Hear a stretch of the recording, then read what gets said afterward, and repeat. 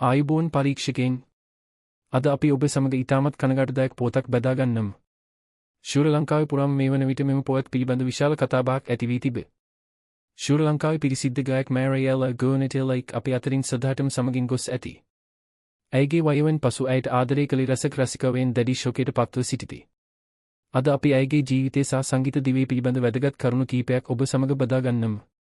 තවත් මෙවැනි වැදගත් වීඩියෝ නැරඹීමට අපගේ නාලිකාව සබ්ස්ක්‍රයිබ් කරන්න, වීඩියෝ ලයික් කරන්න, බෙල් අයිකන් එකත් ඔබන්න. මැරියලා ගෝනෙටෙල්ලා ශ්‍රී ලංකාවේ සංගීත ක්ෂේත්‍රයේ ඉතා ගෞරවනීය ගායිකාවක් ලෙස හැඳින්විය හැකියි.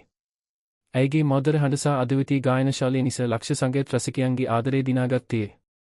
ඇයගේ ගත අදටත් බොහෝ දෙනාගේ හදවත් තුළ ජීවමාන වන අතර ඇයගේ හඬ සිදු කාලෙකම මතකයේ රැඳ පවතින ඇති.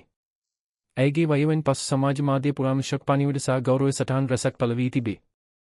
බොහෝ කලාකරුවන් සහ රසිකයන් ඇයගේ සංගීත මෙහෙවර අගය කරමින් ඇයට අවසන් ගෞරව දක්වා තිබේ. ශ්‍රී ලංකාවේ සංගීත ක්ෂේත්‍රයට ඇය කළ සේවය කිසිදු අමතක නොවන ඇති. අපි සැමට ජීවිතයේ තාවකාලික බව ඇයගේ වයවෙන් නැවතත් සිහිපත් කරේ.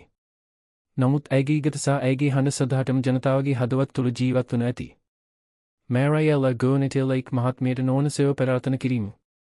ඇයගේ පවුලේ සියලු දෙනාටත් රසික රසිකාවන්ටත් මෙම දක්බර අවස්ථාවේ ශක්තිය හා දෝරය ලැබුවා.